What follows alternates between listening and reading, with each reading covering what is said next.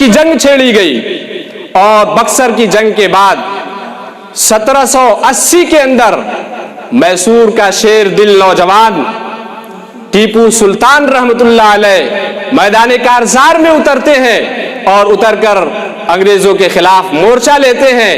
और अपनी जुर्रियत के लिए हमेशा हमेश के लिए ये जुर्रतमंदाना जुमला दे जाते हैं कि देखो,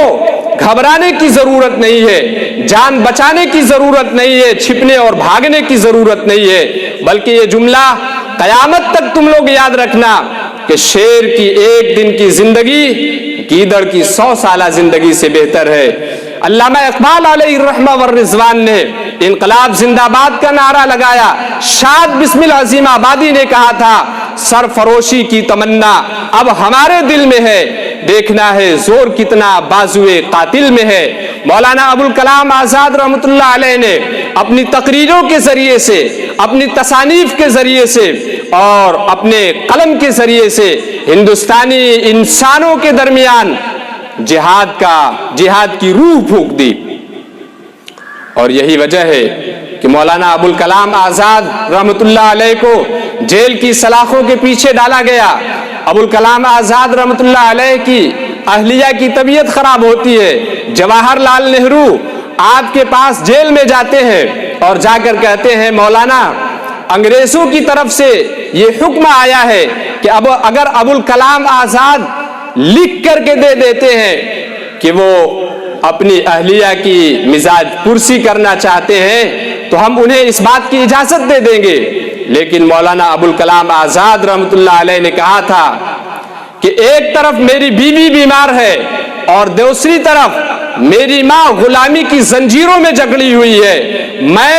इस तरह की 1000 बीवियों को देश के लिए, इस मुल्क के लिए और इस सरजमीन के लिए कुर्बान कर सकता हूं, लेकिन अपनी मां को गुलामी की जंजीर से छोड़ाना यह मेरा फर्ज मनसबी है, मैं इसको नहीं छोड़ सकता। मौलाना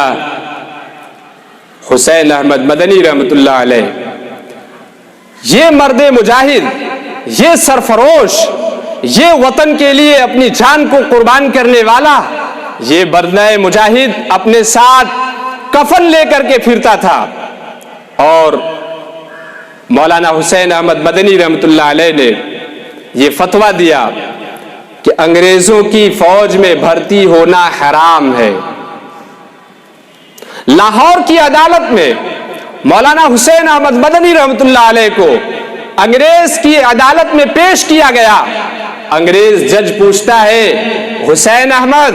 क्या तुमने ये फतवा दिया है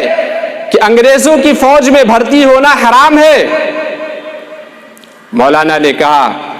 कल भी मेरा यही फतवा था, आज भी यही फतवा है, और जब तक तुम्हारी नापाक साजिशें खत्म नहीं हो जाएंगी, तुम्हारे गलबे से हमारा मुल्क आजाद ना हो जाएगा, तब तक हुसैन अहमद मदनी का यही फतवा रहेगा।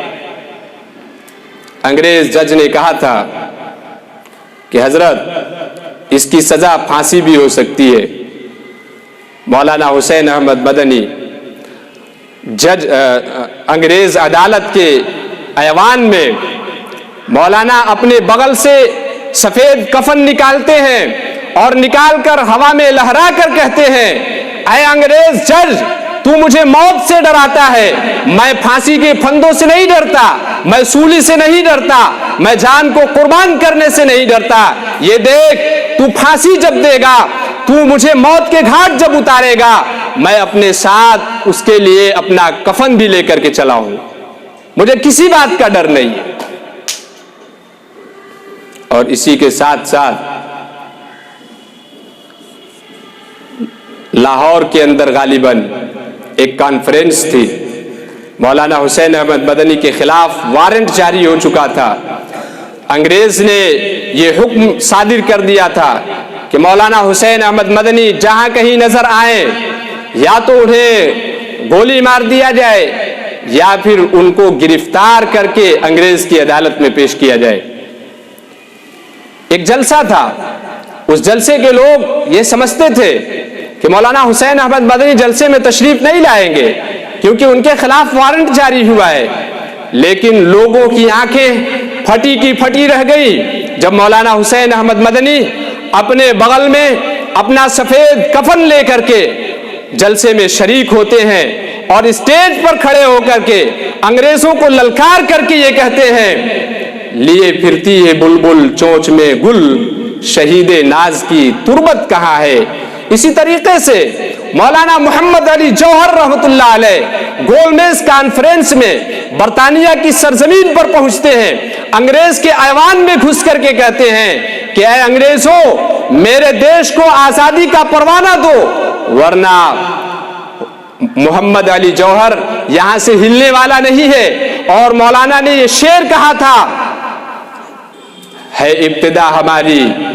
दौरे हयात आएगा कातिल कज़ा के बाद, है इब्तिदा हमारी तेरी इंतहा के बाद, कत्ले हुसैन असल में मर्गे यजीद है, इस्लाम जिंदा होता है हर करबला के बाद। ये कुर्बानियां हैं मेरे भाइयों दोस्तों। अगर आजादी की तारीख से टीपू सुल्तान की जंग हटा ली जाए, अगर आजादी की तारीख से सिराजुद्दौला को हटा दिया जाए, अगर आजादी की तारीख से नवाब वर्दी अली खान को हटा दिया जाए, अगर आजादी की तारीख से मौलाना हुसैन अहमद मदनी का नाम खत्म कर दिया जाए, अगर आजादी की तारीख से सैयद अहमद शहीद रहमतुल्लाह अलैह का नाम अगर हटा दिया जाए, अगर आजादी की तारीख से मौलाना शेखुल हिंद मौलाना महमूदुल हसन देवबंदी रहमतुल्लाह अलैह का नाम हज़फ कर दिया जाए, अगर आजादी की तारीख से उलमाए देवबंद के कारनामे खत्म कर लिए जाएं, तो ये आजादी नहीं बल्कि गुलामी नजर आती है। उलमाए किराम की कुर्बानियां हैं कि आज हम आजादी के साथ इस मुल्क की सरजमीन पर गुजर बसर कर रहे हैं।